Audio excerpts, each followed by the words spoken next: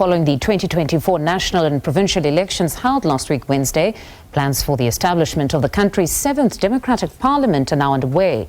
This was revealed by Parliamentary spokesperson Moloto Mothapo. Joining us to talk through the process to elect the President, as well as the Speaker, as well as the onboarding of new members of Parliament, is SABC News reporter Bulelani Phillip. Bulelani, good afternoon. Thank you very much for joining us. So now, all eyes on Parliament as the legislative authority to lead the second part as we transition to the 7th administration. Just talk us through the process to be embarked upon, starting with the IEC handing over the list of persons elected to the Chief Justice tomorrow. Good afternoon to you, Mfundo, and to the viewers at home. Of course, as you've correctly pointed out, is that the IEC is expected to hand over the list of the members elected, designated to be elected in the House, and that is expected tomorrow. And the Chief Justice will in turn also hand over that list to the Secretary to Parliament, Mr. Kolile George, who will then take that list and do all the administrative processes in terms of preparing the issue of the first sitting.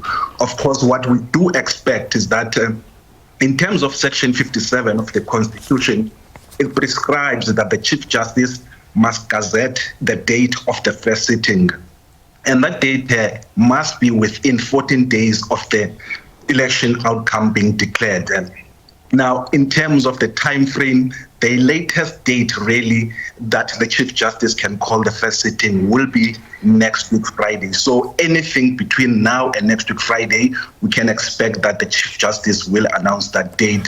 But the other thing that needs to be also taken note of is that the Chief Justice must also, gazette the rules that will be used for the election of the office bearers, including the Speaker, the Deputy Speaker, as well as the President. Mfundo? And then on that first sitting, there was a bit of confusion in some quarters as to what the Constitution as well as the Electoral Act states around the quorum needed when electing the President, given what the MK party had stated that it could boycott and not send its 58 members. It has since been clarified. Just talk us through some of what Moloto had to say. Well, there must be a distinction between people who are present and those who are boycotting. But in terms of the parliamentary rules, they're quite clear in terms of how the House must manage the issue of quorum. So it's important that there is a sufficient threshold of MPs, which is always going to be 50 plus 1, that will be able to actually convene or constitute that first sitting. So I don't foresee that there would be any difficulty in having that first sitting, even with the absence of the MK. All right. So meaning, Bulelani, at the latest, it should be Friday. And then beyond that, just preparation around the first sitting. What else was stated by at least the Secretary? Well, in terms of the preparation after the election of the office bearers, it would be then the prerogative of the President in consultation with the presiding officers in terms of setting the date of the inauguration.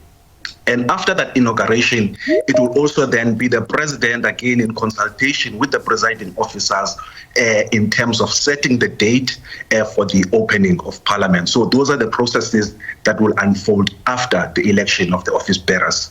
All right. Bulelani, thank you very much for that explainer. That's SABC News reporter Bulelani Phillip speaking to us there.